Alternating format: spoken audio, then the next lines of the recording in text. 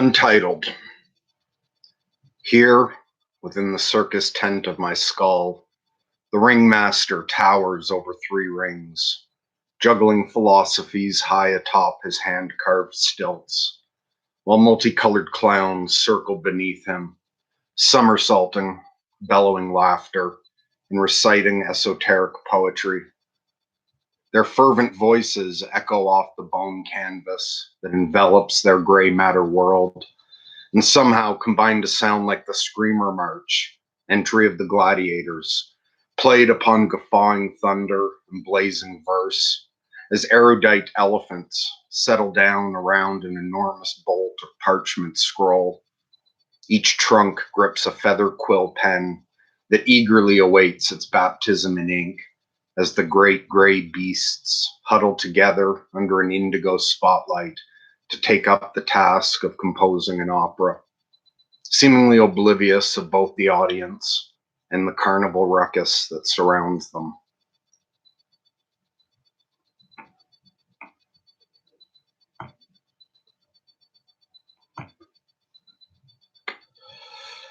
Greetings, Mercury here for our regular full moon gathering.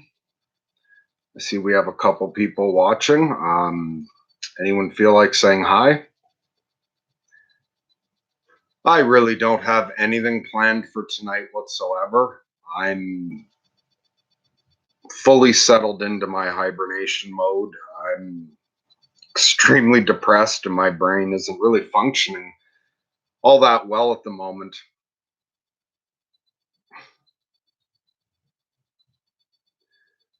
So it's an odd thing to go live on YouTube. Hey, Nolan, good to see you. How you doing? I hope everyone's doing better than me. Nico says, what up? Hi, Nico. How are you doing tonight? Thanks for joining us. Hey, and James is here. Hey, Merc, good to see you again. I started reading Jerusalem, and it's awesome. Yeah, Jerusalem is just fucking amazing. How far into it are you so far?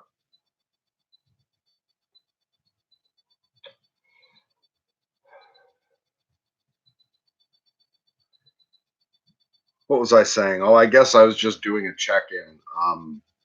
Yeah, I'm depressed as fuck, but I'm okay with it. Like, I'm not complaining about that. It's 'tis the season. I'm fine with it. I'm just depressed to the point that my brain isn't functioning properly.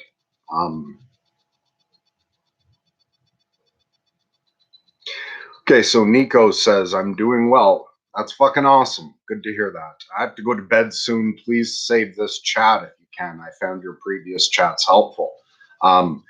Yeah, the chat like automatically saves. As far as I know, I think they're all up on all these videos. So I hope you have a great journey through the dreamlands, and maybe I'll be on sometime when you can hang out and talk.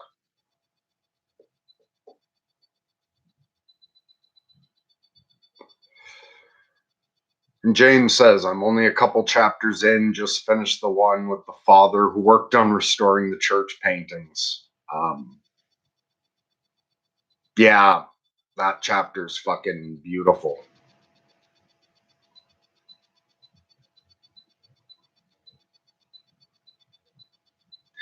Maybe when you're done reading Jerusalem, because Grizz read it too, and yeah, maybe the 3 of us could talk about it sometime and we could have a discussion, like not worried about spoilers on Jerusalem, if you're interested.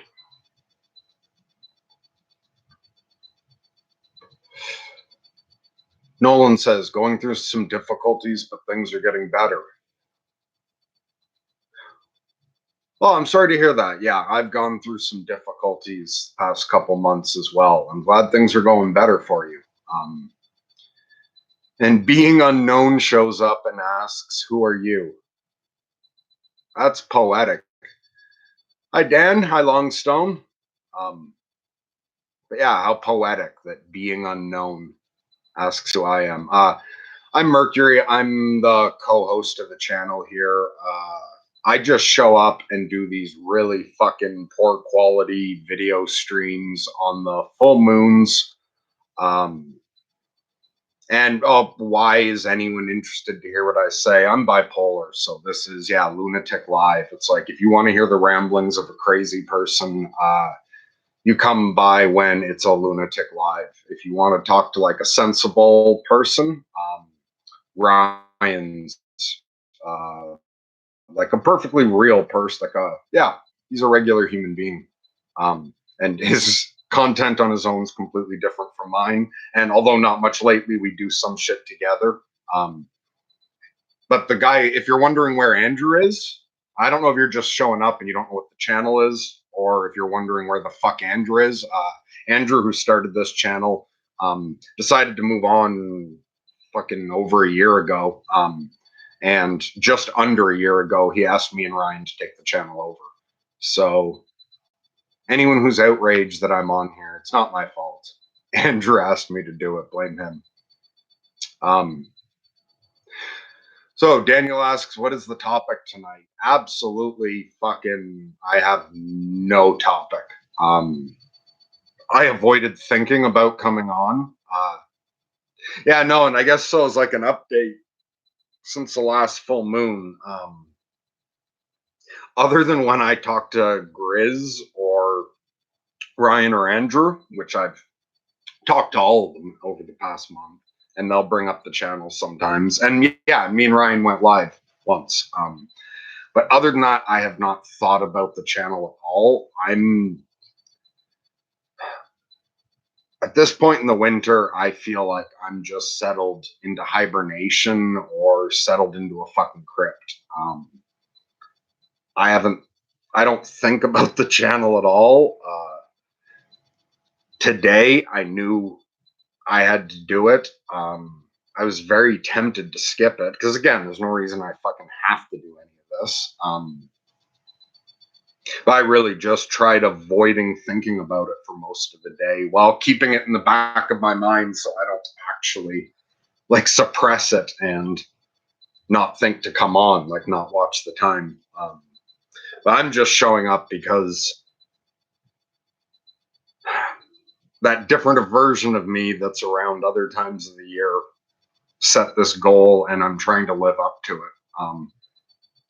And I guess in a way, this once a month appearance for me is kind of like keeping an umbilical cord to the channel, like keeping me in some way attached to it, so that when I'm coming out of my depression, it's but I'm still involved, and I'm sure whatever I'm reborn as in the spring will be more enthusiastic to participate on the channel. So this is really just to keep the connection alive and live up to what I said I was going to do. And who knows, maybe, like whoever had said before, they found some of these chats helpful, I guess, aside, because I'm in a state of mind where I'm going to be like self-deprecating, and putting myself down and not seeing any value whatsoever. But aside from what I was saying before, there might be some benefit to this for some people.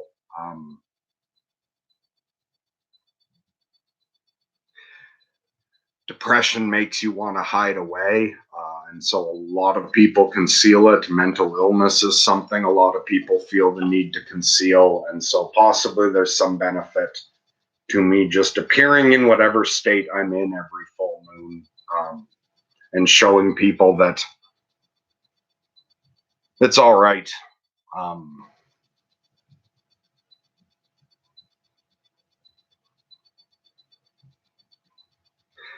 But yeah, right now my depression really has my brain working slowly.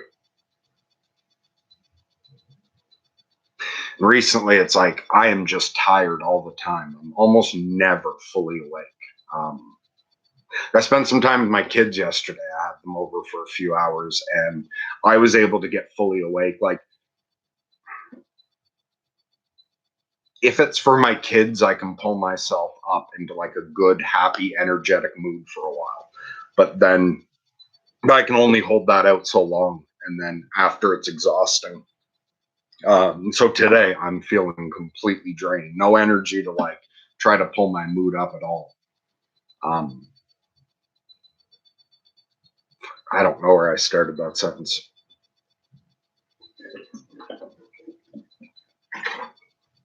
I suppose this is an interesting contrast to most of what's on YouTube.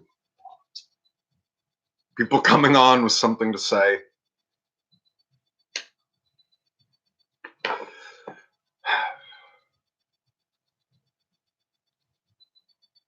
All right, so let's see if there's anything here to respond to. And where did I get lost? Okay, so I welcomed Being Unknown and Dan and Longstone. And okay, so James says, yes, I would really like to have a discussion about it with you and Grizz when I finish. How's the new year going for you? Yeah, so at the moment I'm still really depressed. But that doesn't mean we couldn't have a good conversation possibly sometime soon. Or if we don't get around to it in the next 6 weeks, definitely once my mood's up more. Oh, the other thing's also Ryan and Grizz still need to set up our ability, I think, to record. Fucking Google Hangouts account or whatever. I don't know. I don't know if at the moment we can film discussions or not.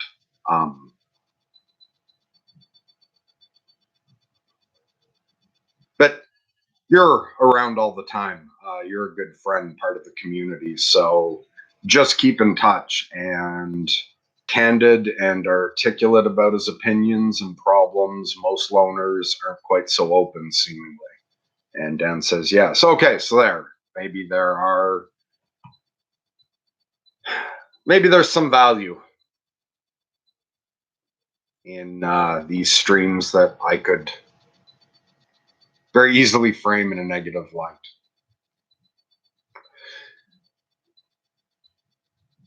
Nico says, do you think your depression is more from big traumas which led to low self-esteem, or just a slow soil over time? Slow boil over time.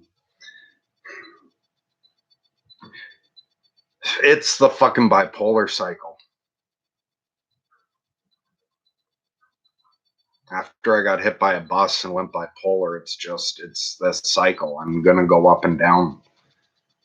I'm not even...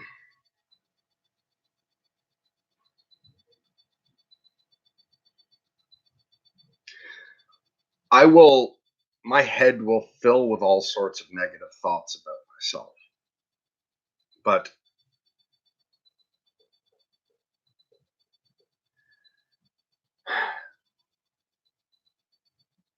being accustomed to this and the sort of mindfulness meditation and the journey that going mad has taken me on has gotten me to the point where I don't identify with every thought that pops into my head at all. In fact, I'm very rarely identified with my thoughts. I've had to develop that level of deeper being, like the awareness of that, and to be able to observe what's occurring inside me without having to condemn or condone everything. So I don't even know how I was talking about myself a minute before. I don't actually dislike myself. Well, I will have no argument with like if someone wanted to frame me in a negative light, that'd be really easy. I'm a fucking loser. I'm a disaster of a human being. But someone else being able to fairly frame me that way, and even someone else framing me that way, doesn't form my self-identification anymore. And to a large degree, like the way, and not that I got this from him, but it's one of the things I like about Sam Harris is like when he talks about the fact that it's just things couldn't have been any other way. When you really look at it, there's something much, much, much fucking bigger than us. Or, Alan Watts with his us just being waves in the ocean, like we're a part of something bigger. I don't judge myself the way I used to.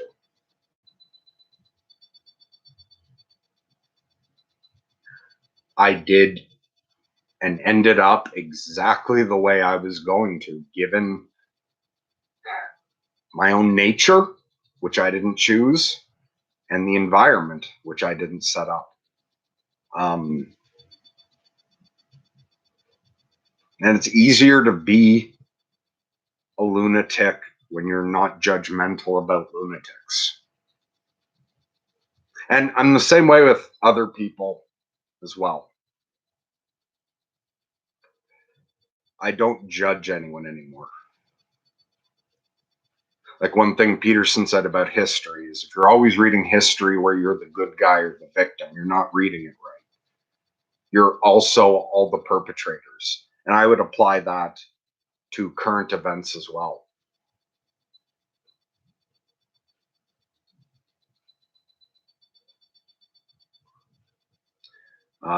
Daniel says we are 11 right now. I'm not, was that how many people were on when you said that? We're at 12. Yeah, so probably. Being Unknown says, not outraged, just wondering. Okay, I'll get back to what Dan wrote as a follow-up from Being Unknown. What was your childhood like? My childhood was good. Well, even before I went crazy, I was always fucking weird. And I had some difficulties as a child. We moved around a lot when I was young, like at certain phases. I had a lot of difficulty with that. I had some problems with being bullied a little, and then had some problems with bullying a bit. But like my home life was really good. Like life was good for me. I had a privileged childhood. I had a good, safe childhood.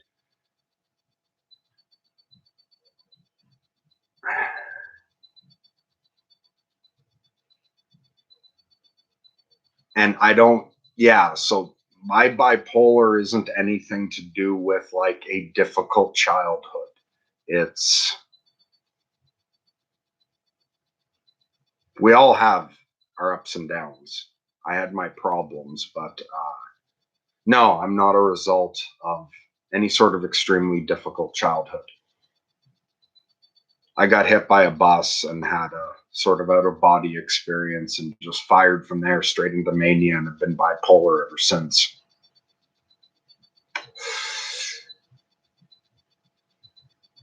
So Dan said, I've been seeing number 11 often lately.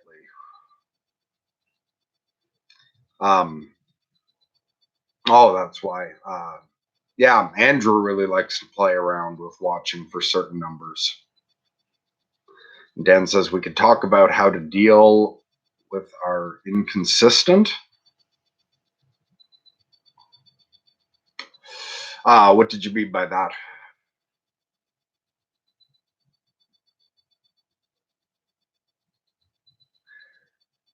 Okay, so TW says, what do you think about Jeffrey Epstein's cell footage getting accidentally deleted?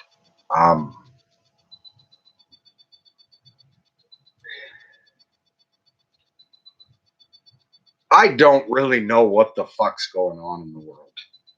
Like, I am a fucking shut in, basically. I don't know what the fuck's going on with all of that. I've heard just little bits in the news, but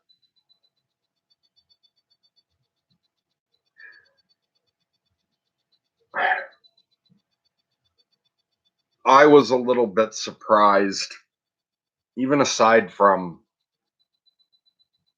everything they are focusing on. I'm surprised there's not a bit more outrage and a larger,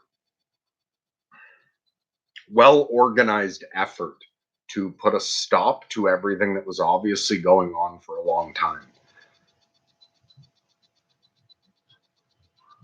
And I don't even worry about judging any of those people. And I don't care about people seeing justice or getting what they deserve. I don't look at the penal system as something that should be about punishment whatsoever. We should be judging behaviors, not people. The same way, like when Peterson reads about fucking Nazi death camps or whatever, he tries to understand that put in that situation with the fucking brain wiring and psychology of that person, like you would have done what they did. I don't know how the fuck Jeffrey Epstein got sucked into all that, like how he got pulled into it in the first place. I don't know what the fuck went on all through society for that to continue so long. But and I don't even see stopping that kind of shit as doing something against the perpetrator. As far as I'm concerned, that kind of shit, us putting a stop to it, is for the good of the perpetrator as well. You're not doing yourself any favors behaving that way, I don't think, in the long term. I wouldn't want to be Jeffrey Epstein or any of the, like, I wouldn't want to be any of the people involved in that who have gotten away with it and have no repercussions. I would not want to be that kind of soul. I feel sympathy for everyone involved in that. And I wish society would take sorting that out a little bit more seriously. But also, I don't feel like I should be criticizing anything. That's just like my emotional response to it. But going on and virtue signaling about that kind of thing, saying what you think should be done or how moral, is fucking nothing. Like, that's not fixing anything. Taking this problem seriously would be like joining the fucking FBI or CIA, would be devoting your life, working, schooling yourself, getting whatever credentials you need to make a difference, would be taking it seriously. And so I'm in no position to do that, and so I'm really also in no position to criticize. But I wish more of the people who were in the position to do something were more successful. So Faustian Spirit says, what were your experiences with medications like, if you've ever tried them? Yeah, I've been on a whole lot of fucking meds. I've had, at first, before I got my bipolar more under control, when it first hit, my first 2 cycles were extremely intense. They were like 3 years long, 2 years of depression, 1 year of mania, or almost a year. But both those first manic episodes only ended because I was institutionalized against my will. And so, like, I've had the heavy fucking, oh, actually, yeah, the one time, yeah, I was dragged in by the police, handcuffed to the bed and injected and knocked out for 12 hours. And then you're forced to take whatever the fuck they want to give you in there. So I've been on all kinds of shit. And I've tried prescriptions over the years. Lamotrigen's the one I took the longest. Well, definitely those times where I was completely out of control. Like, meds had to be used on me. It was unpleasant, but everything was out of control. It had to be done. And they did what they needed to do, broke me out of the fucking psychosis and the mania before I would have killed myself in my second manic episode if I hadn't been institutionalized. Like, I would have just died from exhaustion. I wasn't, and malnutrition. I wasn't eating anymore. I wasn't sleeping at all. I was having a total psychotic break, experiencing the end of the world. But as far as any of the prescriptions, like, I've tried antidepressants, I've tried mood stabilizers, I've been on antipsychotics. I've had so many medications that caused difficult fucking side effects. Medications I couldn't function at all. And overall, I did not have a good experience with medications ever. Now, there's a certain percentage of people who are bipolar that just don't get good results from medication. And there's all the like well-reasoned critiques of the pharmaceutical industry. Whichever way someone falls on that, I can respect. But also, being crazy is fucking difficult if you are one of the people where medications helps you, and overall, like either that there's not side effects or that the side effects aren't like that you get more benefit from it and they're worth it. Like if medication's good for someone else, then fantastic. I'm glad you've got something that helps you. If you're like me and you're one of the ones where no meds seem to fucking help, well, that's the route I went. I haven't been on meds for a couple years now, and I'm better off them.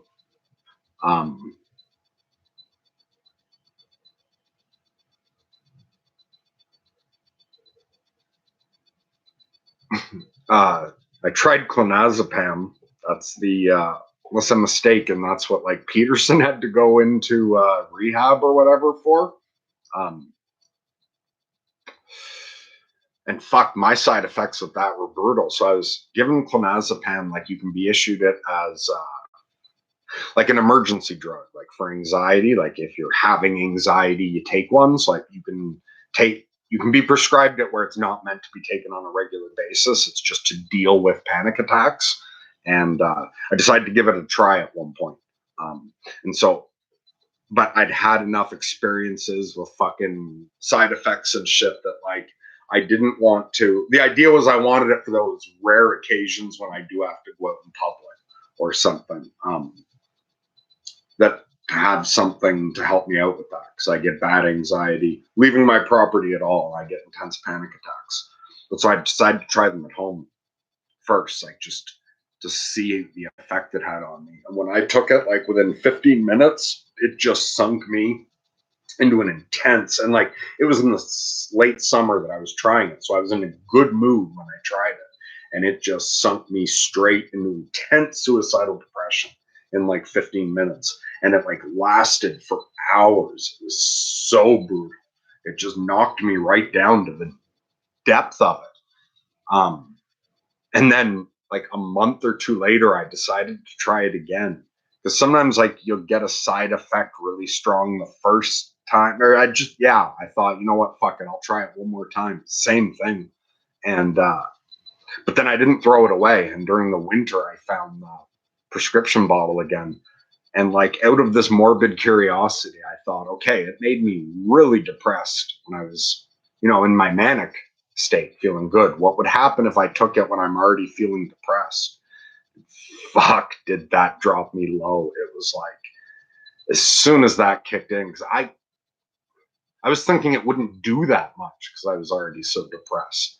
But holy fuck, did it ever just drop me into a sour blackness so much deeper than I already was.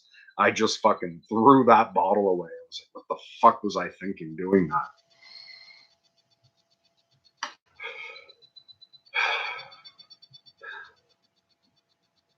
Oh, okay. So Daniel says we could talk about how to deal with our unconscious or subconscious.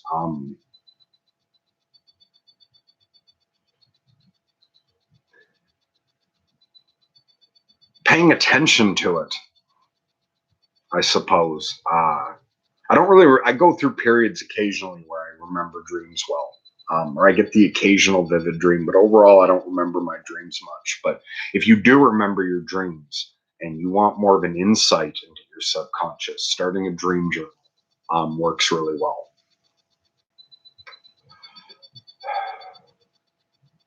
But you just look at whatever window you have. Like for me, I'm very introspective and observant now, and all the shit that just comes out of nowhere, all the associations you make with things, deeper parts of yourself reveal themselves to increasing degrees when you pay attention sometimes.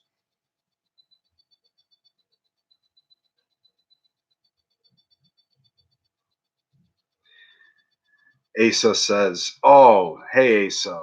Yeah, fuck, we still haven't talked in a while.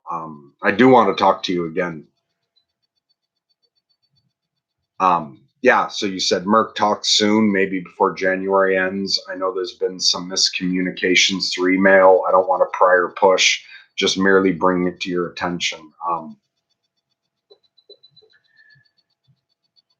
Yeah, actually, wait, I'm not sure if at the moment we have the Zoom or whatever to set up calls. I will check with Grizz soon if we have the ability to set that up.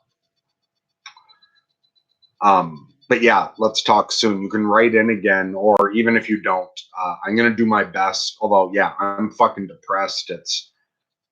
And I did think to reach out to you at times, but it's like I've been really depressed. I think of it and just too fucking dead and low energy to do anything about it at all, though. So I would sit there thinking I should reach out right now, like ask Grizz to set something up, and had just been too low energy to initiate a conversation. And the times I've talked to Grizz, it's just fucking my brain doesn't work right when I'm depressed. I forget things easily. And the times I did remember, I was just too fucking low to even send a message about setting it up. So I'm sorry about that, but yeah, let's definitely talk soon. In fact, I read something the other day that reminded me of what we were talking. Oh, I don't want to accidentally start saying anything about our private conversation, so I'll leave it at that. Fundamental Escape Podcast says, what meds were you on? The Motrogen's what I took the longest. I was on all kinds of things. Quill and fuck, I don't even remember the names of most of them. It, depression fucks, it's harder to remember shit. I know part of my brain has a big list of the meds I've been on, but they're not coming to mind at the moment. So what kind of meds did you get off of last year? You cuckoo too? Or something more sorry if anyone's more sensitive. Oh right, and I titled this the joke from the Joker. Yeah, and so anyone else who is more sensitive about labels for mental illness or whatever, I hope nothing I ever say offends you. I'm just of the school of thought that like of just owning the derogatory terms. Like I don't care what kind of label, lunatic, crazy, nut job. It's like, yeah, that's fine. That's what I am. But I really also I don't want to offend anybody else. So if you don't, if you identify a certain way, and not other ways I do, then I'm fine to also be the only lunatic, and everyone else is mentally ill or neurodivergent. I'm just not concerned about which labels are used. And yeah, I like the old punk tradition. I like derogatory labels. So Free Blom, who makes songs, says Jesus Christ is real, and the answer, bro. Please look into that. Yeah, Jesus is great, and I was raised Catholic and like very active. I was an altar boy all through my youth, and had like all the criticisms of the or no, not all, but like there's plenty of valid criticisms of like the Roman Catholic Church, all the fucking wealth they lock away and blah blah blah. And the church has done plenty of horrible things, but Jesus is fucking awesome. I completely agree with that.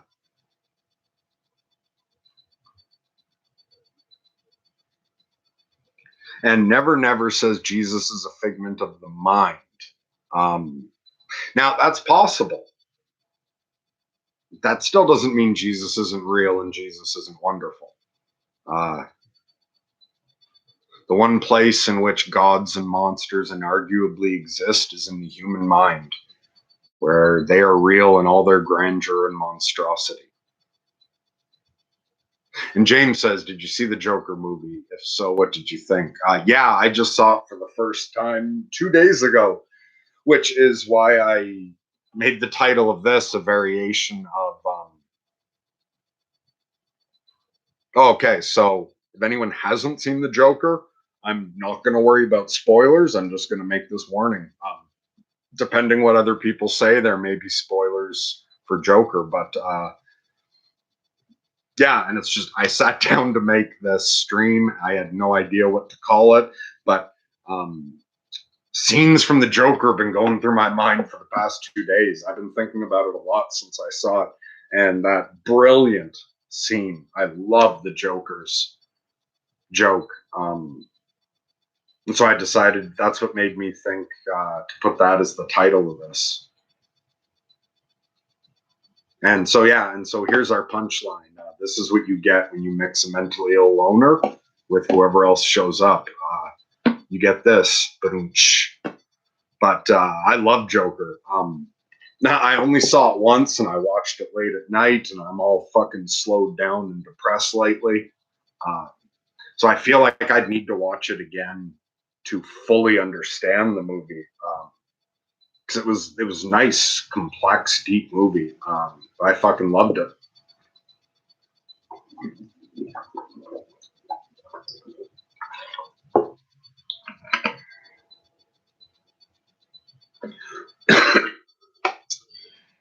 Corellius says, I wonder if the subconscious acts in relation to the superconscious mind as the magnetic force acts in relation to the electric force. Not to claim I'm too knowledgeable on either of those phenomena. As an analogy, of course.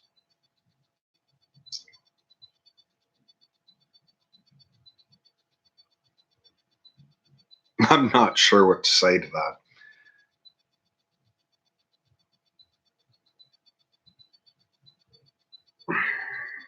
My brain is fucking tired from all this talking. Hey, Grizz. Welcome. How you doing tonight, buddy? Okay, yeah. And so Grizz is on now. Grizz, we should set up with something. Set up a talk with Asa soon. We let that fall off. Are we able to set that shit up now?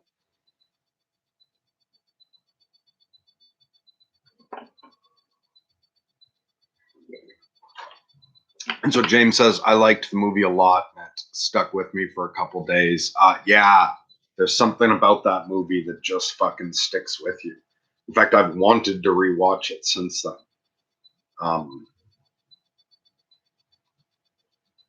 And Grizz says, I believe so. Okay, so we'll try to set something up soon, Asa. And yeah, and so Asa said, no worries. I completely understand. Didn't we use Zoom the last time? I forget. Yeah, anytime I've done conversations with the audience, it used to be Ryan, but now Grizz took over babysitting me. Ryan or Grizz just set shit up, and I just get a link to click because I'm fucking retarded with computers. I can barely use them.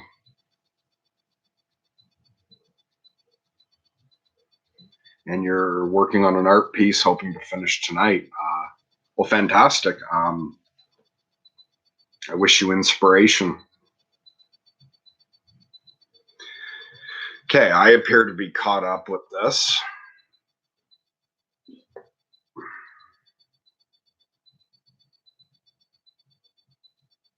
I'm so worn out from that talking.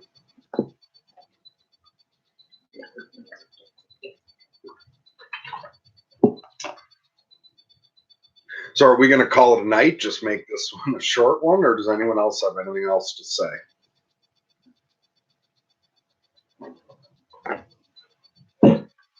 I'm just going to sit quietly for a minute because I'm tired and because I'm not really following any of the proper rules of broadcasting. And I've grown comfortable with leaving dead air.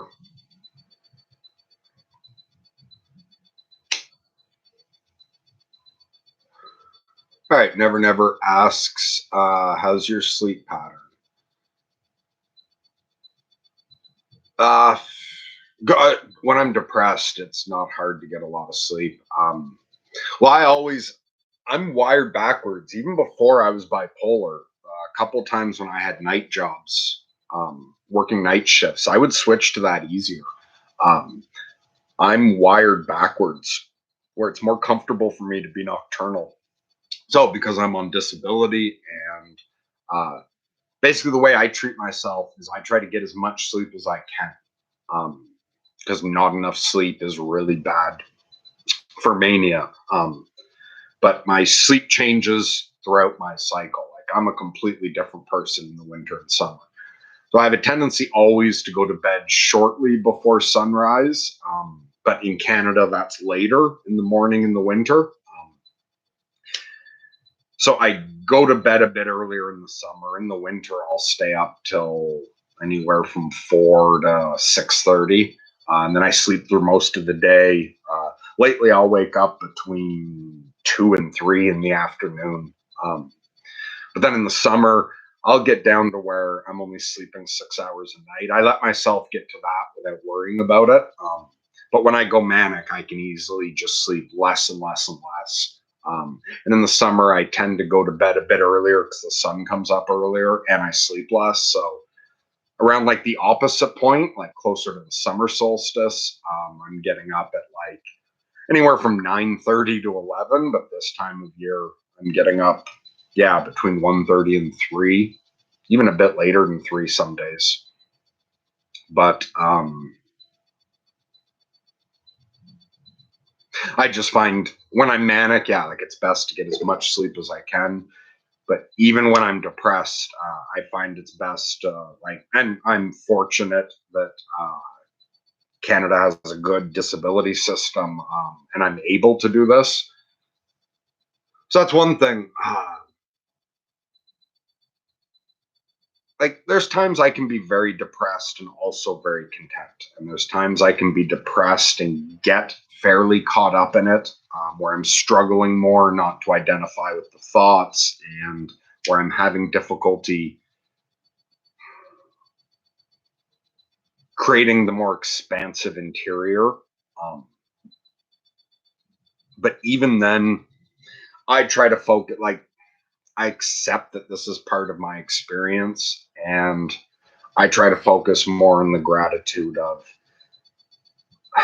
fuck, at least I have my own safe, warm spot, um, where I can just like where I can sleep by my own schedule, get as much sleep as I need, where I can just be a zombie through the middle of the winter, extremely low energy.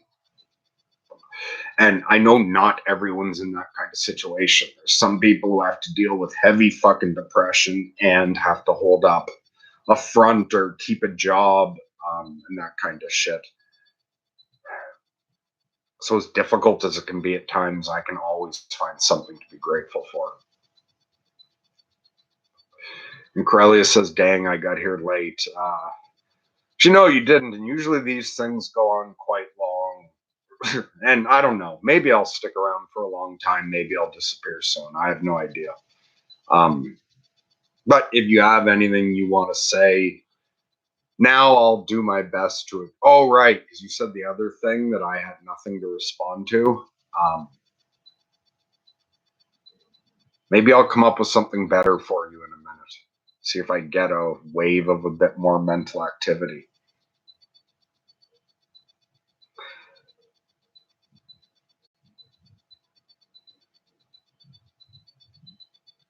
Grizz says, "It's been a weird day here. Cold coming in.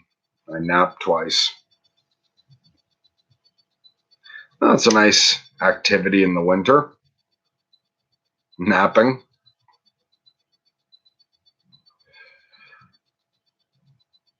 Faustian Spirit says, "What's your favorite thing to do with your kids?"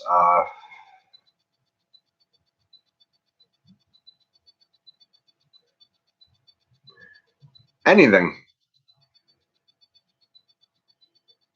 It's nice in the summer, just exploring outside, catching frogs, going around looking at bugs.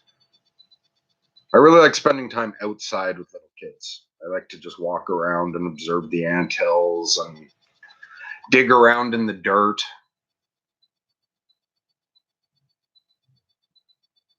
But anything. Generally, when I'm with like my little kids, I try to go to their level, and I enjoy their level. It's if they want to play a board game, if they want to play like with toys, if act out a little imaginary game, hide and seek, anything. Little kids are great.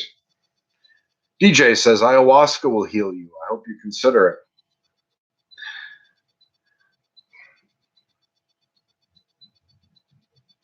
Something like that, I could be tempted. Now, I've done plenty of mushrooms, like recreationally back in the day. Um,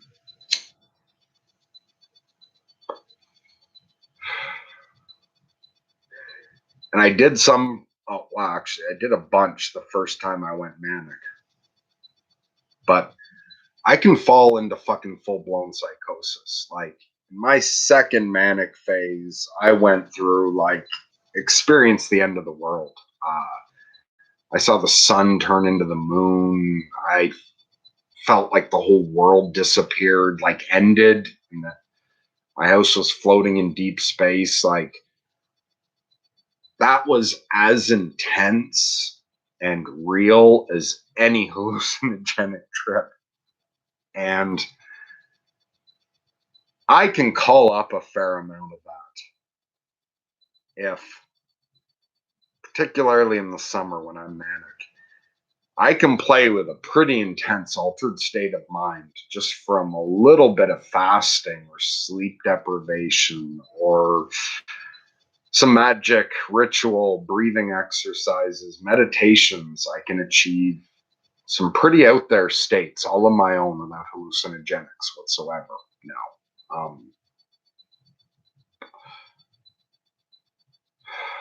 But I've wondered about doing hallucinogenics more the proper way. And yeah, because I never tried ayahuasca, I never tried DMT. Sometimes I'm tempted to explore that. I'm very open minded about all the fucking magical plants and all that.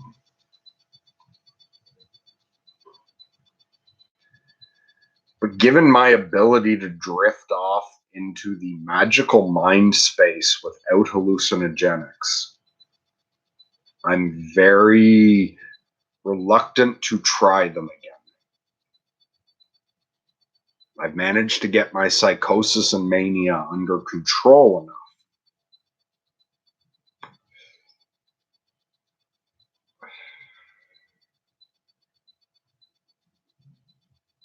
Part of me is concerned about where my mind will go and if it'll fully come back if I was to try hallucinogenics again.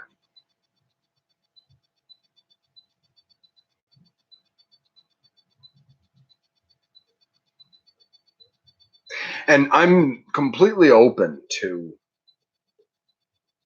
improving as much as I actually do. But I'm also fine with if this is the rest of my life.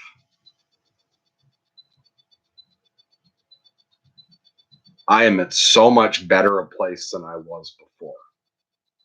Like after my second cycle,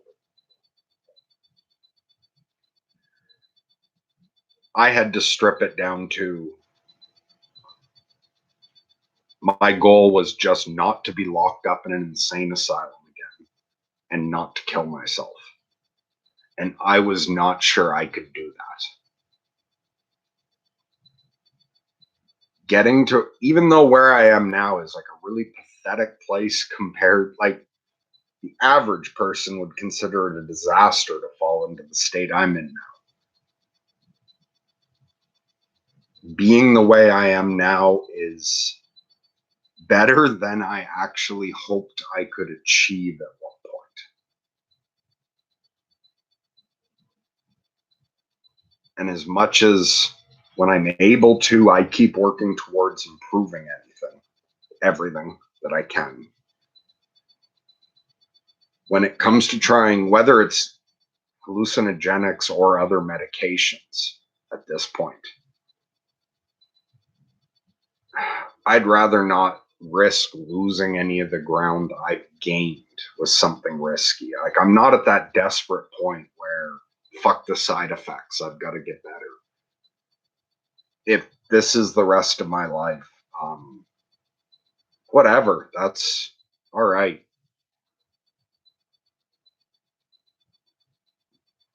So Daniel says, did you read about CBD oil benefits?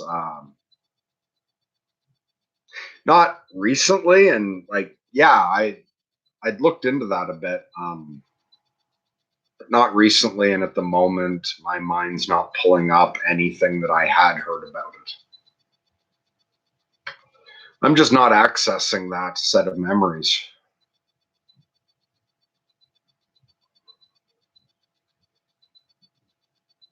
Corellius says, well, the unconscious holds untapped momentum that's stored in our biology. Okay, yeah, I can see that.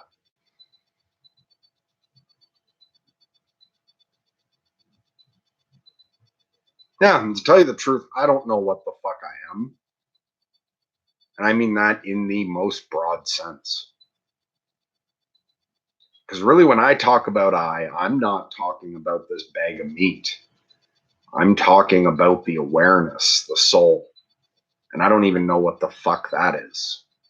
And even when you look at, the various terms we have for our ego and superego and conscious and subconscious, closer I look, I don't know where the conscious ends and the subconscious begins, to tell you the truth. I'm aware that what I know about reality is the smallest fraction of what there is to know. And that the same is true about everything going on inside.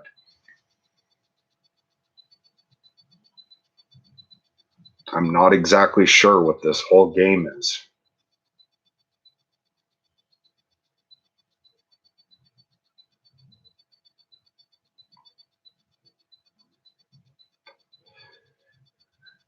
Grizz says, I've been dancing around the terms of prisoners of the black screen and the army of the hikikomori, but just vague notions swirling, not narrative manifestations.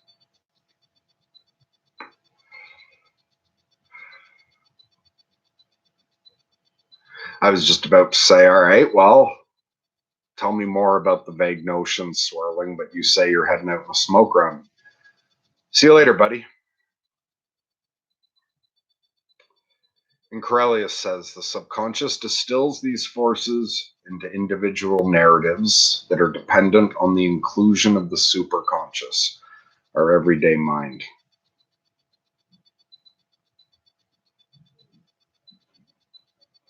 So the superconscious acts on our subconscious in analogous form to the way the electroforce creates magnetic fields in space. Okay.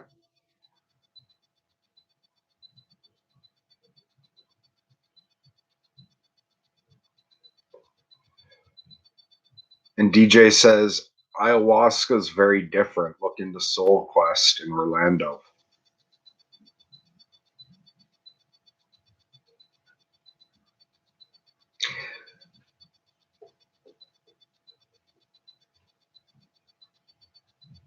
Yeah, I'll admit there's a temptation to try that.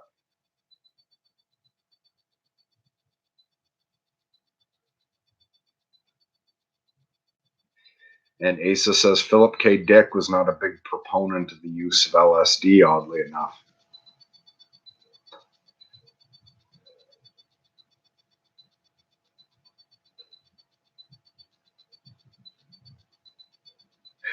I'm sorry, you guys are giving me good shit to interact with.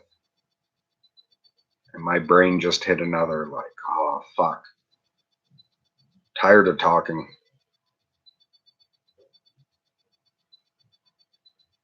And TJ says, I believe Corellius may have just described God twice, lol.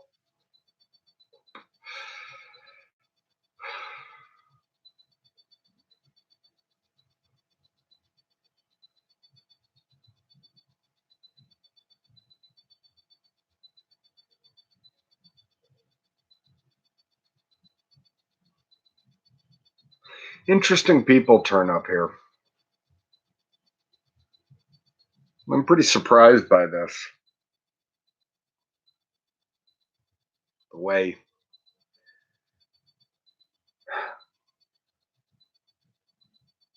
I'm, the way I came on here and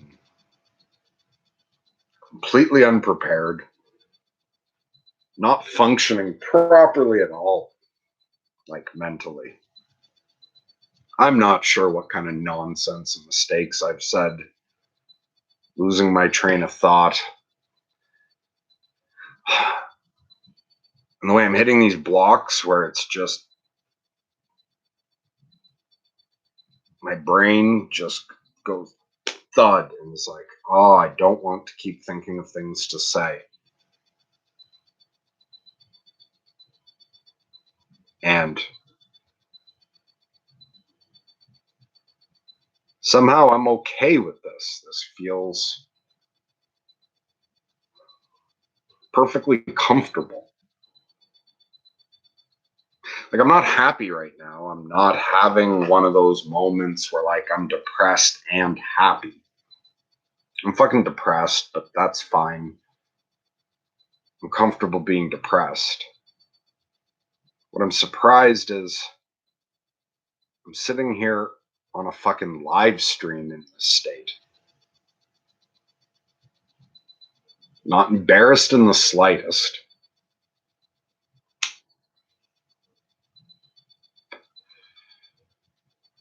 And I don't feel any concern about having to project anything better than what I am.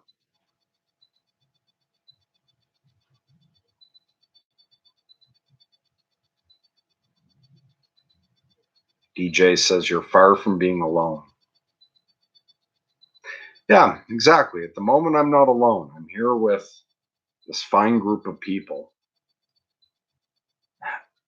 in like a pathetic state. Depressed, not prepared with anything to say.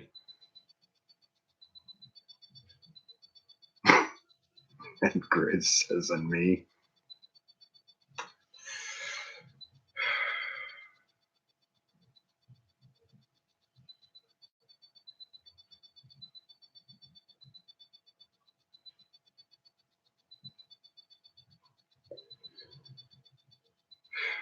Which probably makes for pretty boring viewing.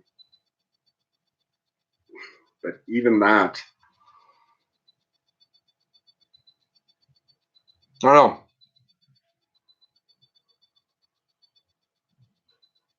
Those of you who are gathered here are making it easy to accept the moment.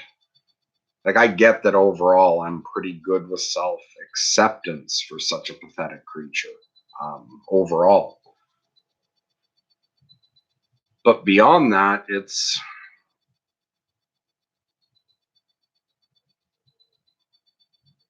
something strange to still be okay with it once you're putting yourself on display in front of people.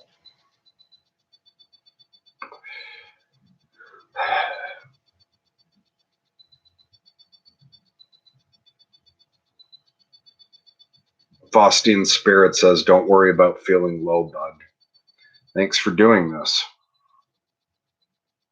Yeah, you're welcome.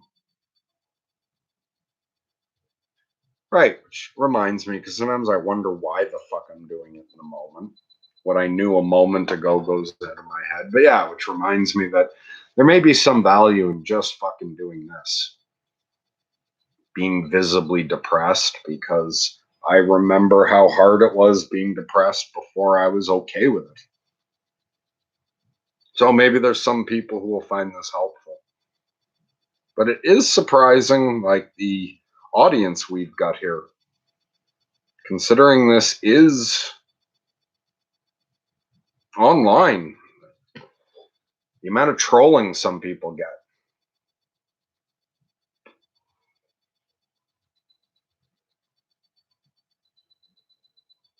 And I end up getting shit like this. DJ says this may be the most honest thing on the entire internet at the moment.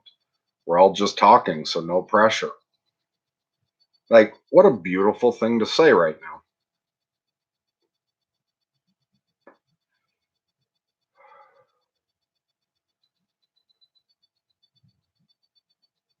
Yeah, because so much social media and so many of the other videos on this platform are so polished and flashy and clever and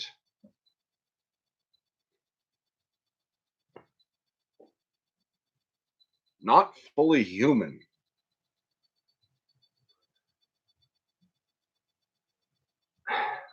But apparently, what you get when you mix a mentally ill loner with whoever else shows up tonight, what you get is a space where it's okay to just be authentically human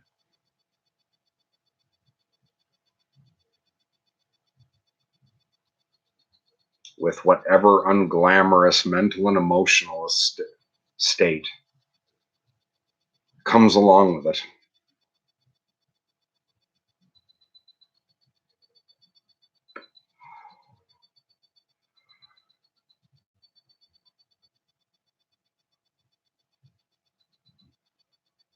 My life works at a nice slow pace. I get plenty of time to think and meditate. I'm a fucking lunatic and I'm a fucking outsider. A lot of people who come across these videos are probably on much more of a treadmill than I am.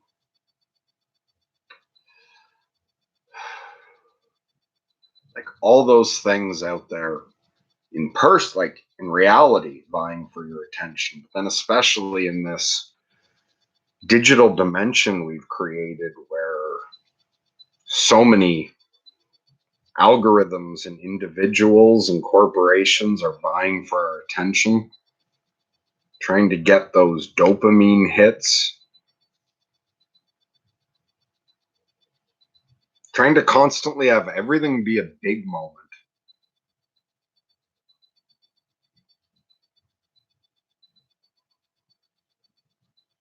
Maybe what some people who come across this needs is a place to slow down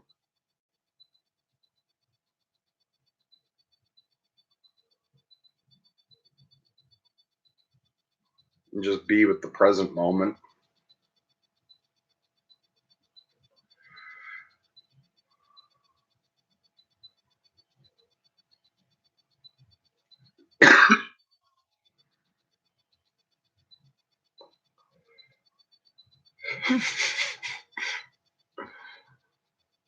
Ah, Grizz, you're good at making me laugh even when I'm depressed. There's a 0.00647% chance Merc will get up and dance a jig. You could be absolutely right that that's what the percentage is. Because I don't think it's going to happen. But I love how precise you were.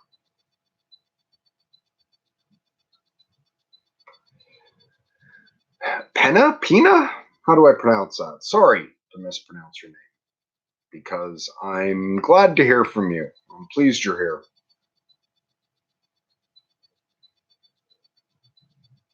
Yeah, I'm pleased you're here. I'm starting to get a little bit of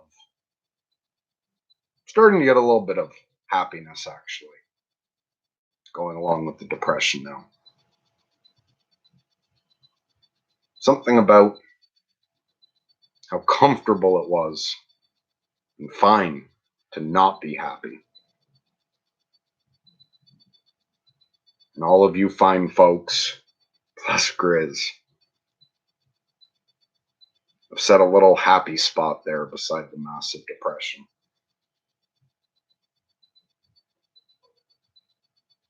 All right, Pina or Penna's comment.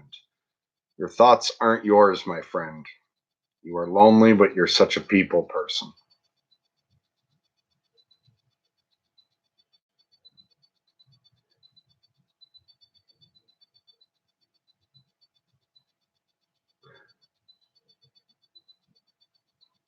I wouldn't describe myself as lonely. I don't think. Have I called myself lonely? I'm very comfortable in isolation. Like, to me, lonely implies you don't want to be alone. Whereas tonight, I would have preferred to have just been alone than to have come on before I forced myself to. The moment I'm glad I'm here often happens. But I don't consider myself a lonely person. There's times I miss individual people. There's times, like if I haven't seen my kids in a little while, that I'll miss them specifically. I encountered that kind of loneliness sometimes. But I'm I spent a couple years living by myself in like almost total isolation. Uh, for about 2 years, I was like not this house, but I was living in a different house. I had no phone, I had no internet, I had no car. My parents dropped off my supplies for me, my groceries. And other than that, I didn't have any interaction with anyone. Um, None of my friends knew where I moved. I told my siblings, and this was before I had kids, that I was retreating into like to be like a hermit. And I spent a couple years alone, like complete. Then got internet again and gradually started interacting with the world more and more. Um, I was surprisingly comfortable in isolation. And none of what I've said about being depressed, or if I ever talk about problems in my life, I'm not complaining in a way of like wanting them solved or wanting sympathy or anything whatsoever like that. I'm just sharing what I'm going through. And I'm okay with what I'm going through.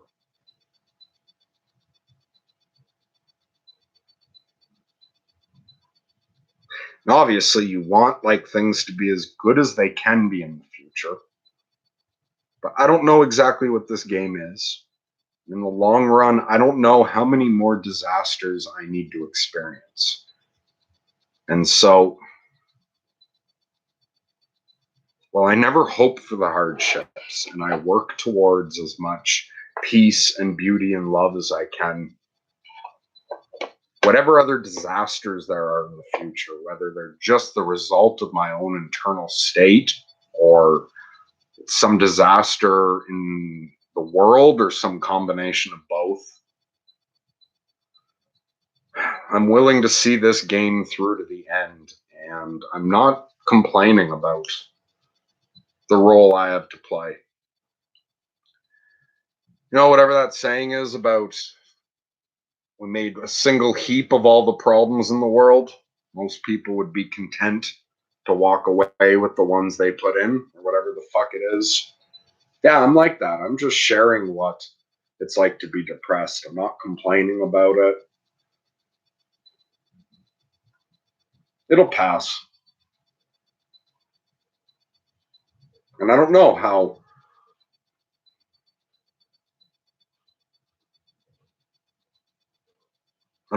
permanent bipolar is. I've gotten to a place that's better than where I thought I could have gotten at one point. But also, if this is the best it gets, I'm all right with that.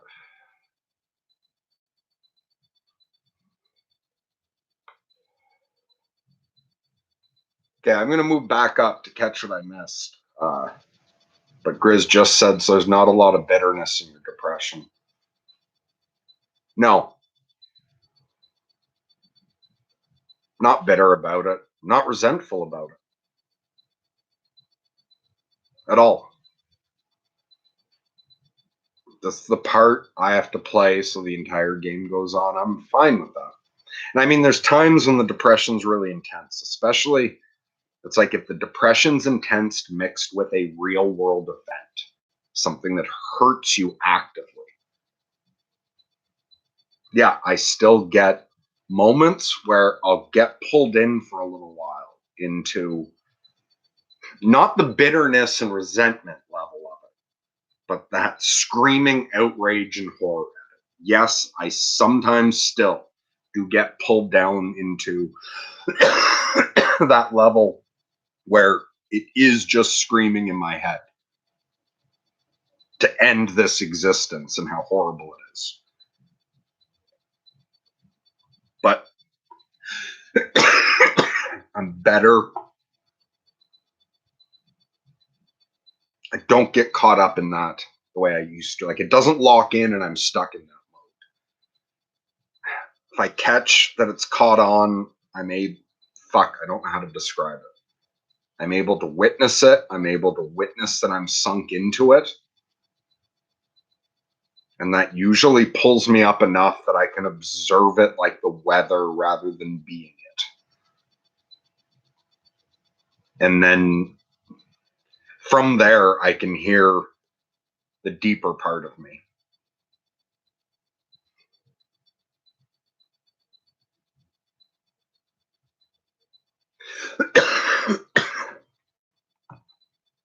All right, let's see what I missed.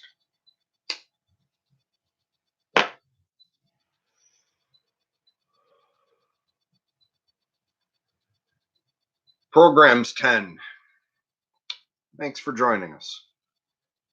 Says, it reminds me that I actually like that there's some silence in this place. It's a nice break from the stimulation. Okay, good. Oh, and then Pina says, why do you have to share your silence? Wouldn't say I have to share it. Yeah, and my participation in this channel isn't out of any need to share, really, or like I don't have any message I want to promote, really. I was asked to get involved in this, and so I just show up.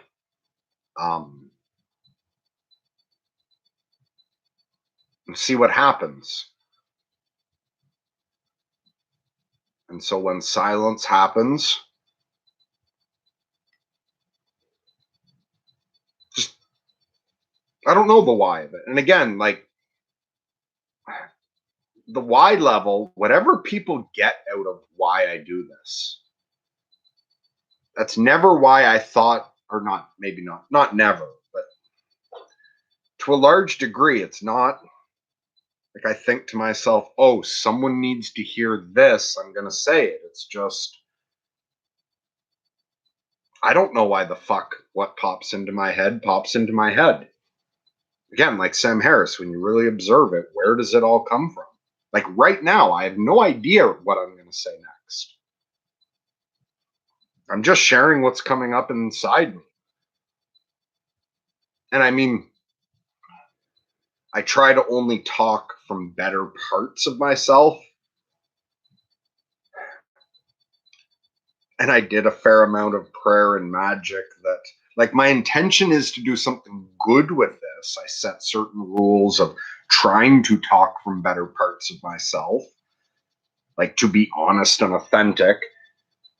And I'm hoping this does some good, but it's not like I'm actively choosing what good I'm trying to do.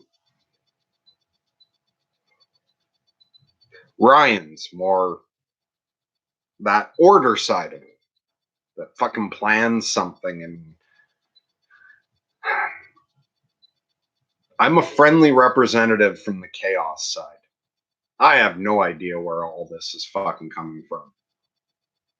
And even like the title of tonight's stream, what do you get when you cross a mentally ill loner with whoever shows up tonight? I didn't know the punchline to that. I had nothing. Yeah. What I end up talking about on these fucking streams is as much a surprise to me as it is to you guys. I never know where any of this is going to go.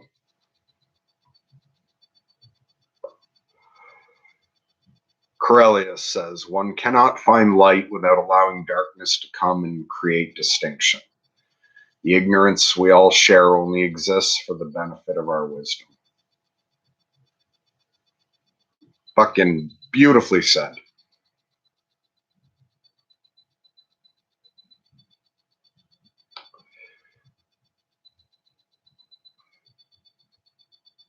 And there is something about that.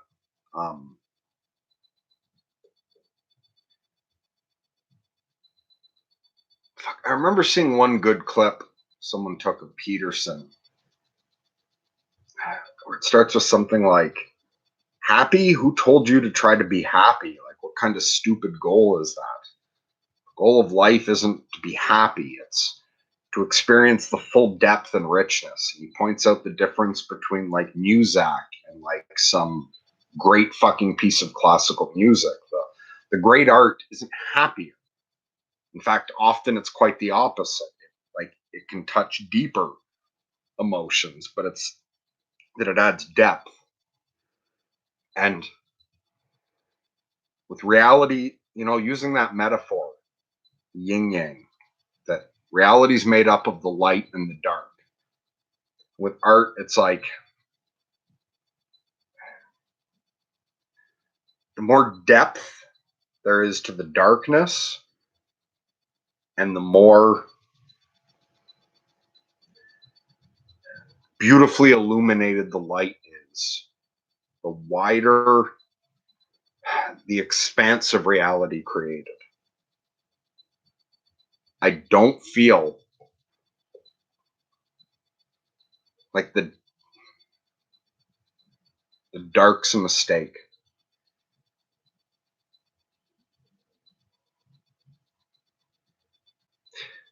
It's easy to want to think that the pain is always a mistake. Like it's wrong. It shouldn't be this way. Why can't I just be happy? Well, what the fuck are you and why are you here?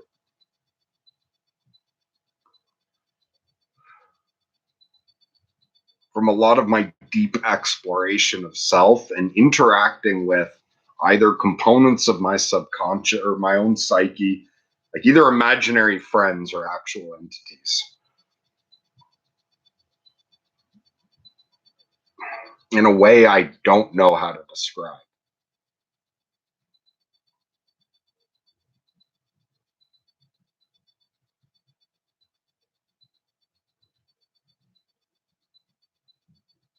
The hard times serve a purpose and they make the whole thing.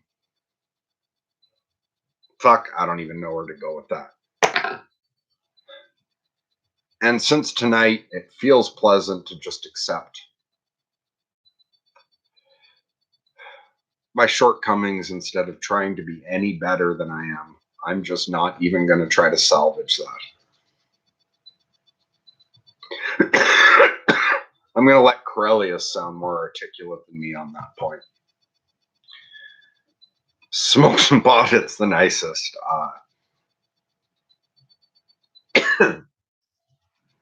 You predicted it. I was actively smoking it when you said that.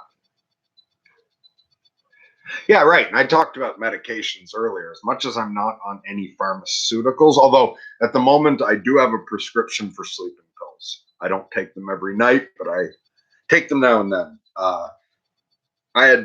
I tried 3 other sleeping pills that all had fucking side effects, but I wanted a good set of sleeping pills and really needed them earlier on with the mania as well. So I kept trying with those. I found a set of sleeping pills that like a prescription with no side effects. They're fucking awesome. So I do take that. I also take melatonin to sleep. And I consider cigarettes and weed my medication now. I'd meant to say that earlier and forgot. So as far as medications, for me, cigarettes, weed, and coffee are the drugs I take on a daily basis. And I've quit coffee a few times while bipolar, and I've quit weed a couple times for over a year while bipolar. For me, I'm better on those than off them. Now, out of control though, that's fucking bad too. Well, it's like any fucking medication. Not enough isn't good, too much isn't good either. So too much weed makes me worse. The right amount of weed helps a lot. Same thing with coffee. Too much coffee, especially when you're manic, can be fucking dangerous. But I've got a good feeling on that now. I know how much to take. So those and cigarettes are my medications that help lubricate my existence, enable me to function. And yeah, anyway.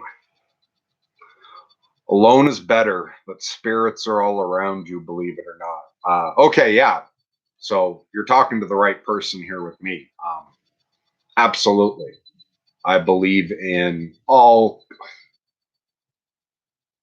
and I've got like an atheist subpersonality as well. I'm not talking like that all of me, because there's nothing all of me agrees on. I've got sort of like an atheist agnostic subpersonality. I've got full blown mystic subpersonality. But I do like, yeah, I said it earlier, Alan Moore's quote, whether or not, or the one place in which gods and demons inarguably exist is in the minds of men where they are real and all their grandeur and monstrosity. I found, yes, entities are real. Now, whether they're metaphysically real and whether my soul is metaphysically real and will exist beyond my death, like I'm aware I don't actually know that. The way I look at it is with my own soul, it's like if it's not real, all you're robbed of is knowing you were wrong. Like if you're counting on existing beyond your death, yeah, the only thing that'll be robbed of you is the opportunity to know you were wrong. So the atheist subpersonality kind of is okay with the vast legion within me that takes the afterlife completely seriously. And then once it comes though to other entities that I'm interacting with, like is it just our own subconscious? And even it's interesting, like what Carl Jung interacted with, like the archetypes that he found going into meditation. And I have an angel I interact with on a very regular basis. In fact, it's my angel that got started the whole chain reaction of me ending up on this channel. I reached out to Andrew because my angel told me to. Now, I'm not claiming that I know that angel's real, that any of them are, which ones are real and which aren't. But what I've realized is, to me, and it's before I heard either Alan Moore or Peterson as a similar quote, something like, it makes very little difference as to whether gods are inside the mind or outside the mind as to whether or not they're real. I've come to the conclusion that phenomenologically they're real. And even if it's just a part of our own mind or it's some sort of thing to do with like archetypes where you're tapping into some informational set that isn't actually aware, or whether or not we're actually dealing with conscious entities, it seems to me that the best way to interact with them is as though they're real. So I'm not making any metaphysical truth claims, but I live, yeah, like to believe being what you act out.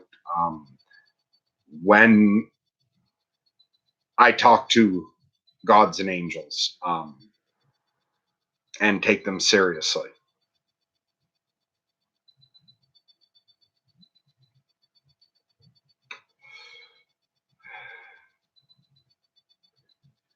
And Corellius says, pot can be great fun and practical as well.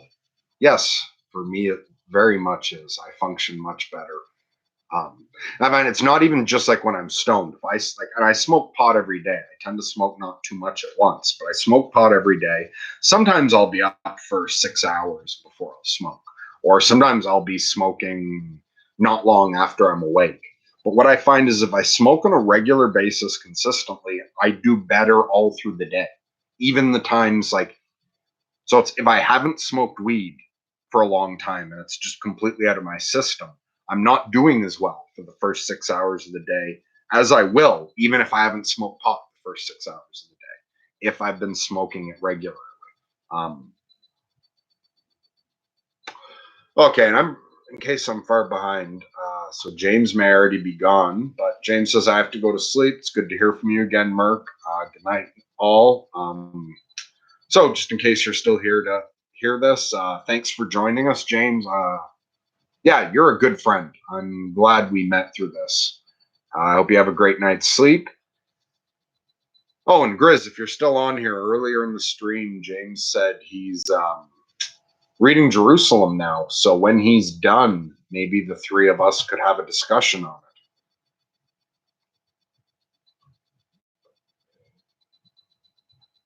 Corellius says, sleep well, bud. DJ, I put on Salvador Sanchez by Sun Kill Moon when I'm down. Something about it. I don't know. I've never heard that one. I have, yeah, and I don't even know who that is. But yeah, music can be fantastic. When I'm down, I really like Tom Waits' Down There by the Train. The song's just hauntingly beautiful, and the lyrics are amazing. There's a place I know where the train goes slow, where sinners can be washed in the blood of the Lamb. There's a river by the trestle, over by Sinner's Grove, down where the weeds and the dogwood grows, down there by the train, down there where the train goes slow. You can hear the whistle, you can hear the bell, from the halls of heaven to the gates of hell. And there's room for the forsaken if you're there on time. You'll be washed of all your sins and all of your crimes. Down there by the train, down there where the train goes slow. Fuck, what's... So if you live in darkness, if you live in shame, all the passengers will be treated the same. And there's room for the forsaken. Oh, fuck, no, I've messed it up. But anyway, those lyrics are, and the song, Tom Waits Down There by the Train, is fucking beautiful.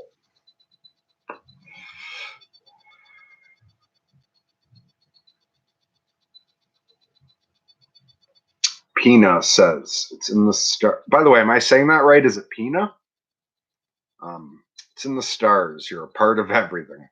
I'm sometimes depressed as fuck and lonely, but it does pass. Yeah, beautifully said.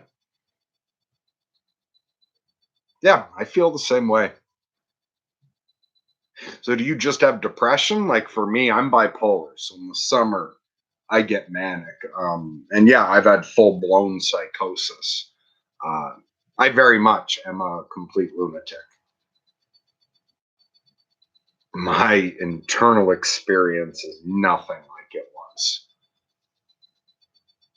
before I went crazy.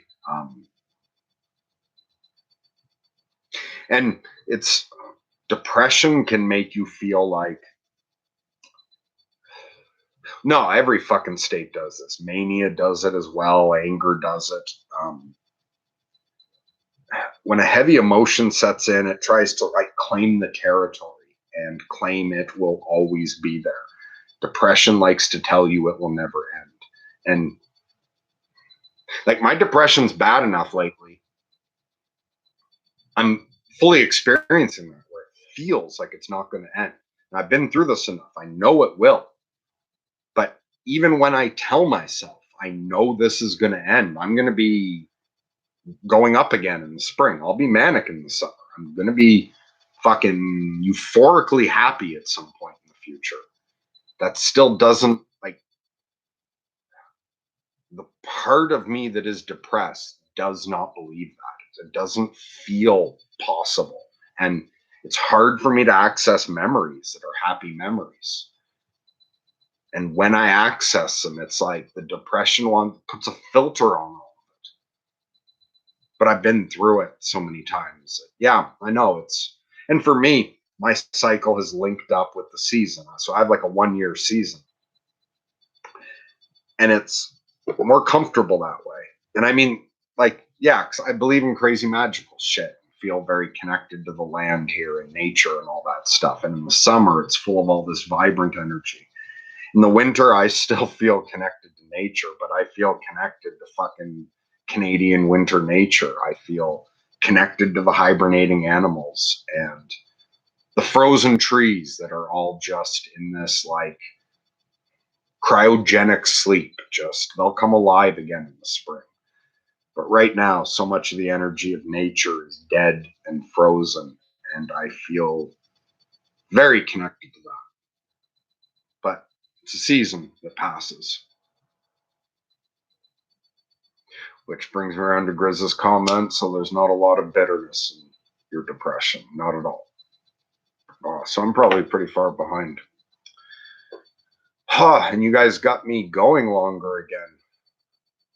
I remember, I think at like 45 minutes, thinking I'd be off soon, and now it's been another 45.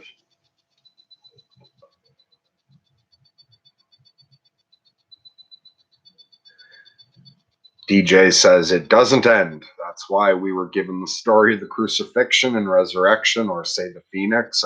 Yeah, absolutely.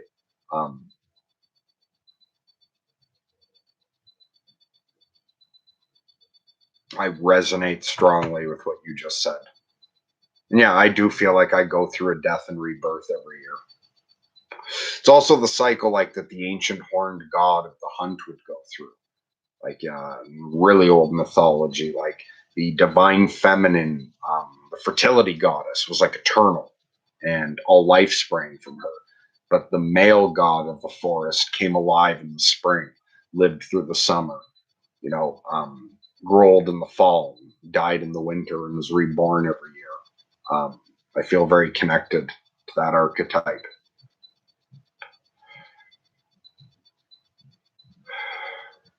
Okay, so Grizz says, I've had marginal meditative success by focusing on listening to the ringing in my ears lately.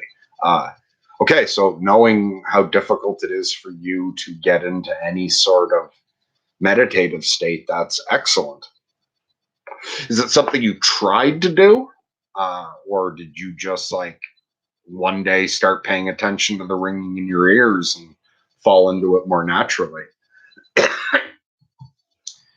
Adela, darling, another good friend here says, you can learn a tremendous amount about oneself in solitude. Hey, Merc, Happy New Year. Happy New Year to you too.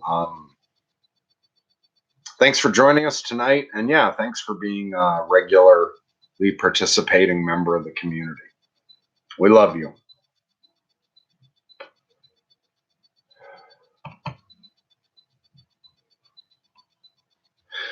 And Pina says, magic. Magic is working with the twins, death, birth, contract. Darkness is more interesting. To revel in it is more fun. Yeah, I participate with magic of my own lunatic sort to manage myself.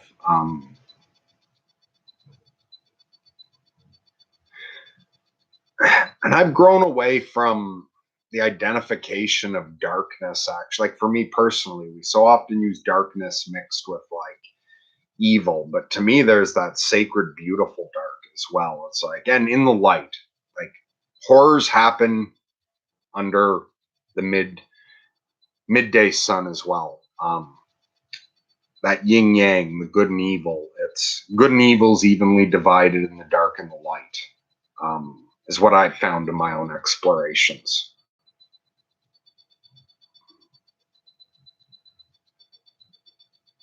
There's a divine place in the darkness that is full of just peace and comfort. Yeah, and all that love and forgiveness that you find down there by the train.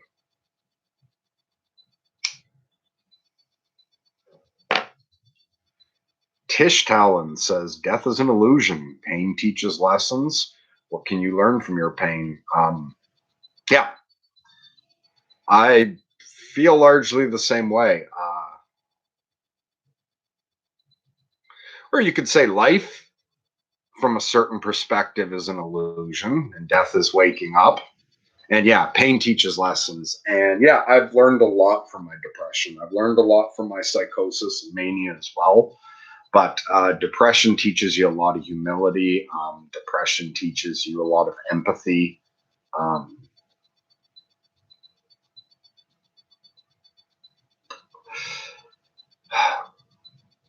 My brain got tired again.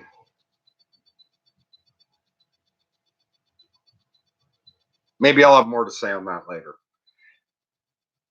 DJ says, have you considered an artistic outlet?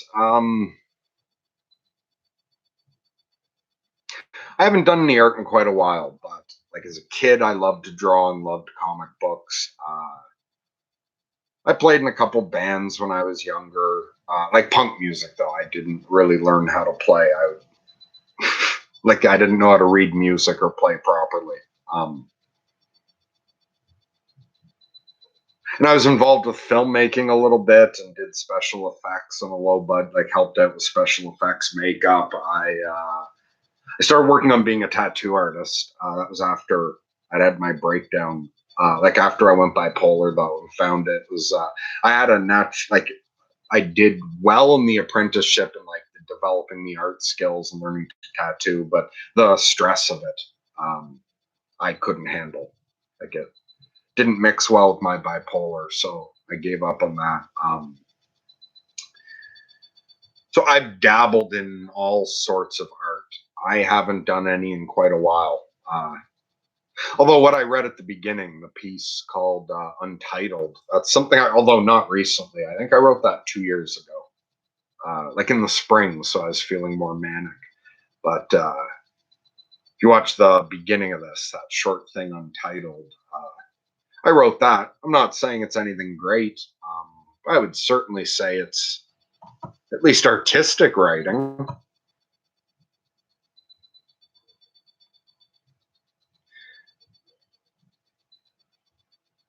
And yeah, I do sometimes consider drawing again or experimenting with art, but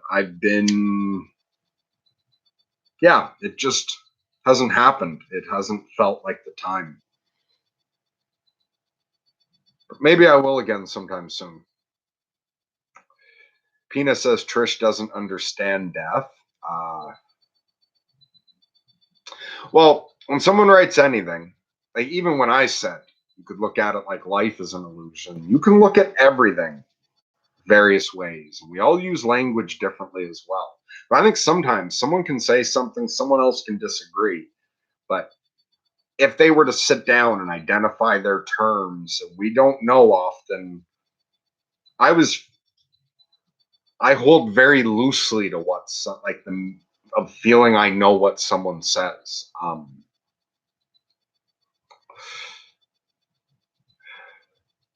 But I can find lots of true way, or not true, but I can find lots of ways that correspond with my intuitions about death that you could build off of saying death is an illusion, like in that it's not what you think it is, depending on what you assume the average person thinks it is. And I mean, I don't want to sound like a fucking I'm telling anyone what to do.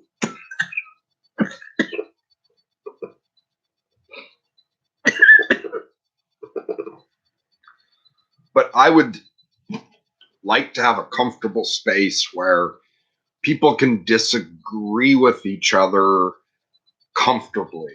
Like anytime I'm talking to anyone on this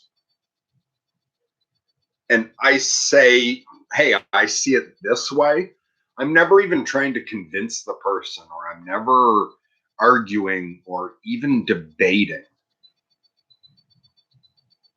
What is really true is beyond all of us. Like the full truth and nothing but the truth. Absolutely none of us have. And I'm more interested in the kind of conversations that are just exploring what the other person thinks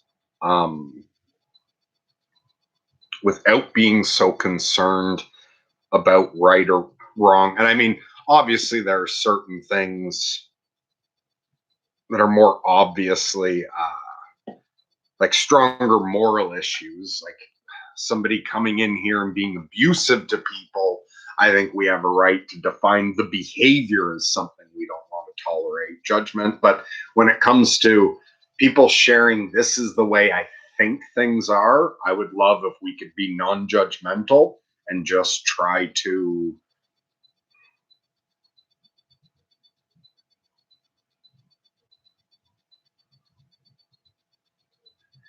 understand to the best of our ability how they see it without arguing over who's right or who's wrong. I would love it if if people with very, very different outlooks could all share who they are here, without us worrying about. Yeah. Anyway, I think I made that point.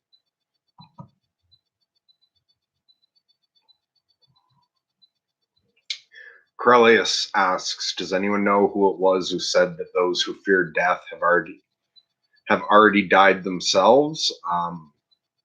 No, I have no idea.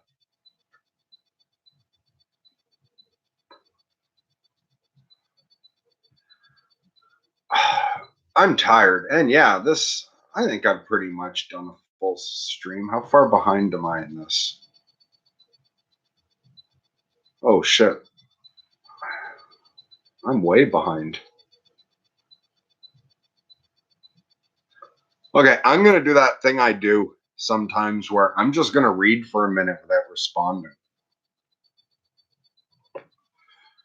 Because I would never, I don't think I'd get through responding to all this anyway.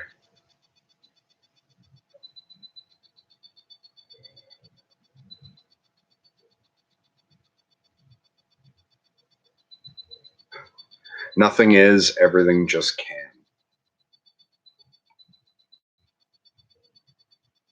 I like that sentence.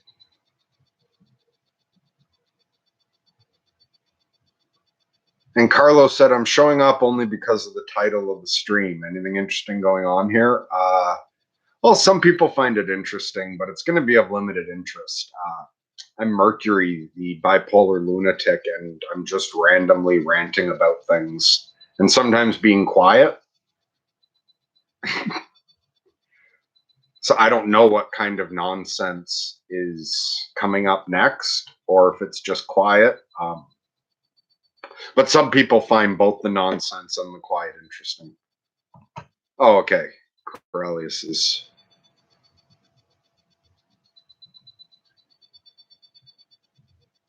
Okay, yeah. And Grizz wants to talk about Jerusalem. Okay, once James finishes that, we'll set that up.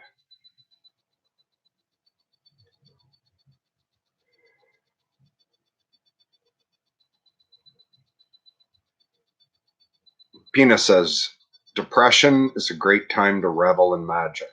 Every little death brings you closer to transformation, malleability." Beautiful. Actually, although I find I'm different. I do a lot more magic when I'm manic than when I'm depressed, but magic has sort of filtered into my whole life. My angel's a constant imaginary friend almost. But I'm much less active with it in the winter. But that fucking phoenix cycle's kind of a part of my magic anyway. So being in the crypt is a part of it.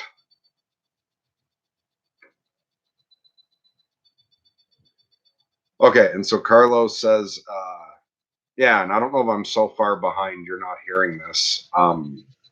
So my name is Carlotta. I've watched Lunatic in the past, never live though. Can we ask questions?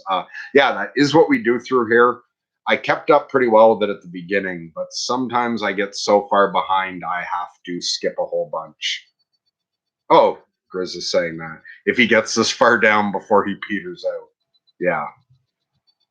So sometimes it gets past me and I start skipping them. But early on,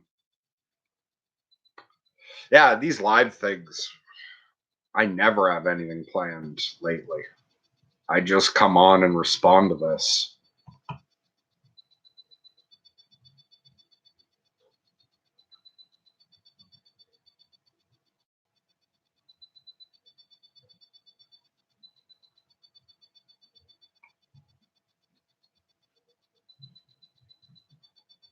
Okay, so Linda says, "Hi, Linda. Thanks for joining us. You stay well. Stop by the chat's channels and let's all show kindness and support to each other. 2020 is about that. Okay, beautiful sentiment. And yeah, that's one thing I'm happy to have go on here. Anytime I come on live and you want to come here to show, like, even if you don't want to interact with me, people want to use the chat here to be kind and support each other. Fucking beautiful.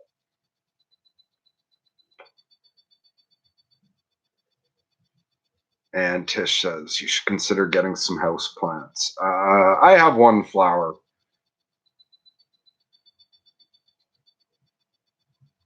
And I interact with nature plenty in the summer.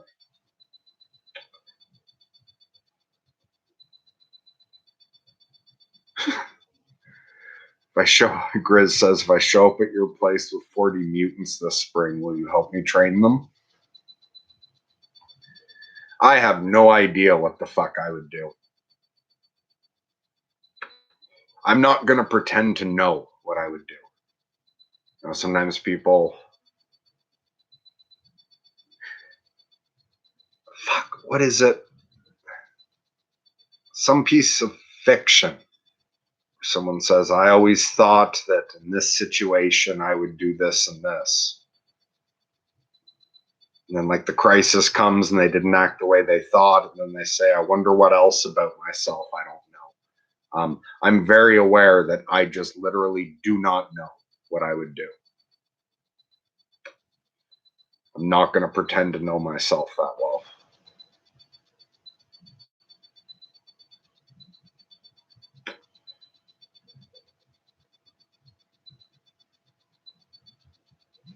Although, try asking me that again when I'm in a different mood and a different subpersonality may have some ranting idea about a possibility.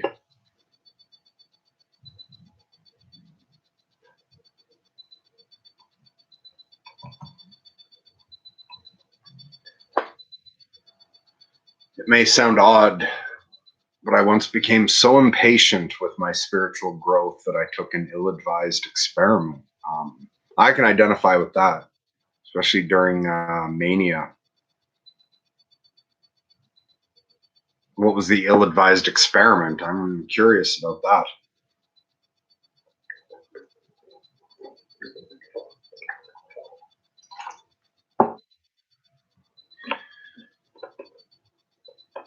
Carlotta, Lunatic, are you familiar with YouTuber Millennial Woes? He started streaming when he was suffering from depression.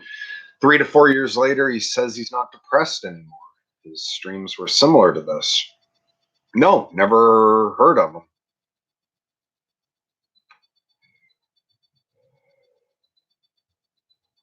And I don't know what'll come in the future, although I'm in no way doing these streams as any sort of therapy. Yeah, and in fact, it's very different from the way Andrew ran the stream or ran the channel.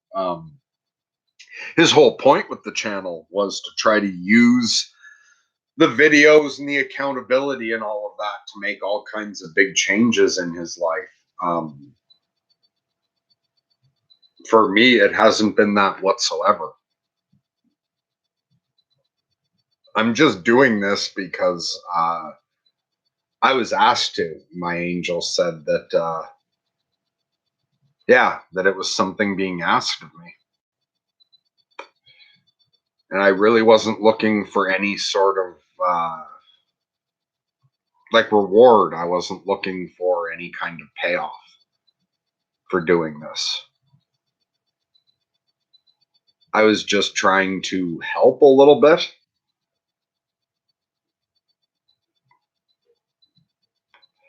And I don't know, maybe in the future, I'm handling the, yeah, I don't know what the fuck will happen after 3 or 4 more deaths and rebirths. Maybe one day I won't be depressed in the winter. Or maybe this is the rest of my life. And I don't need to know.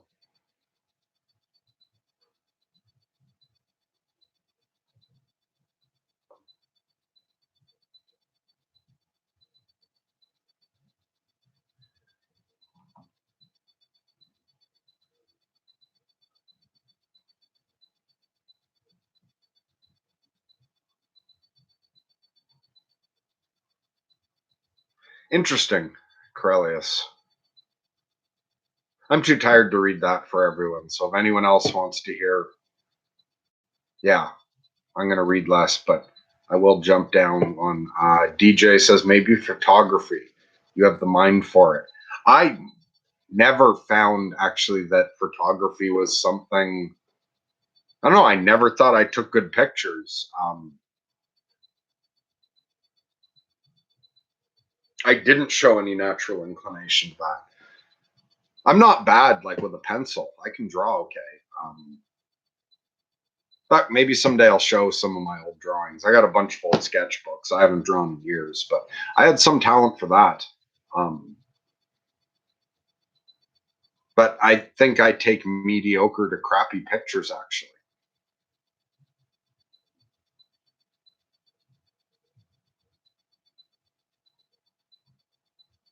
Yeah, I'm really tired of talking. So we're going to all take a dose of silence and we can read together, or everyone can go to bed for the night. I'm not sure if I'll respond to anything else.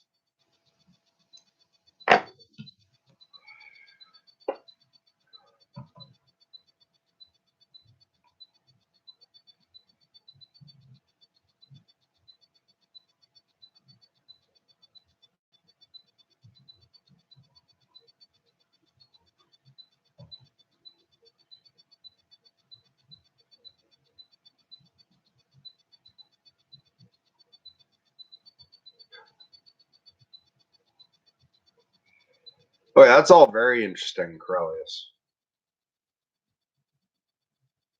So it was the experience. Yeah, what did you get out of the experience? Any lasting change from it, or did you learn anything from it? Lunacy is Facebook. This is authentic.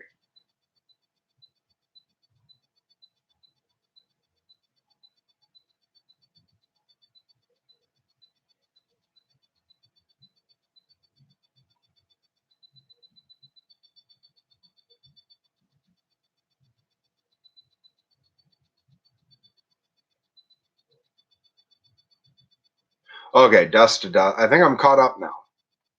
I'm going to read the newest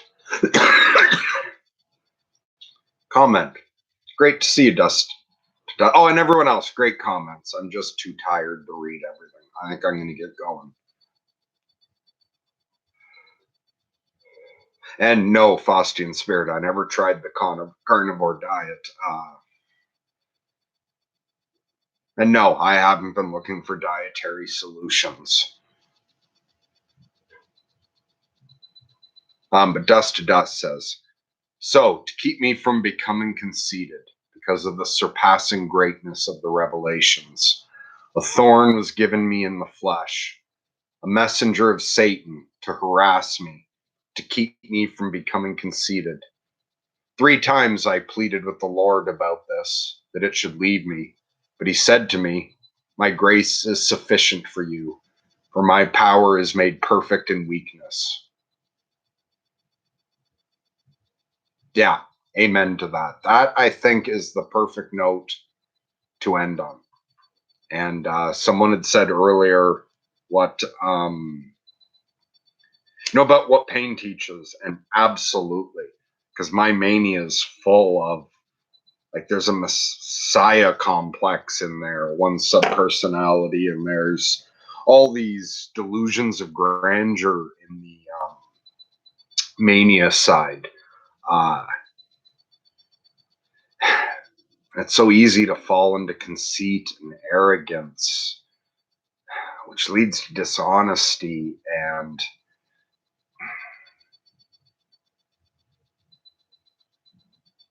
yeah, and perhaps when you're gifted with great revelations and moments of manic insight. But yeah, depression's taught me humility. There's a value to, if I'm going to sometimes have euphoric states where I see all the best of myself and my possibilities, I should also see the worst. I do. It helps keep me from being conceited. It's really useful in bringing me back down and knocking me back into place. And what do you know? You know, getting knocked back down to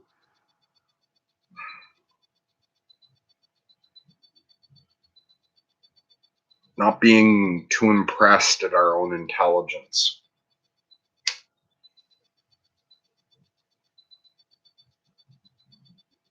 Yeah, so I just want to read that again. So, to keep me from becoming conceited, because of the surpassing greatness of the revelations, a thorn was given me in the flesh, a messenger of Satan to harass me, to keep me from becoming conceited. 3 times I pleaded with the Lord about this, that it should leave me. But he said to me, my grace is sufficient for you, for my power is made perfect in weakness. Yeah, that's beautiful.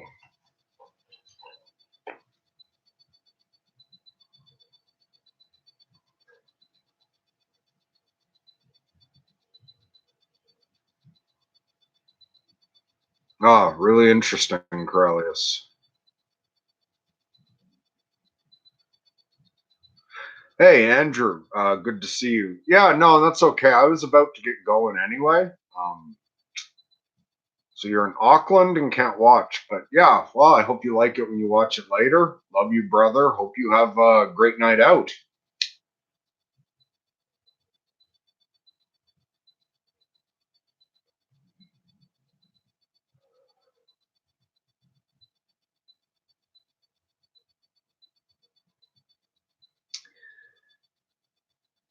And one last quote provided by Dust to Dust, and then we'll all head out.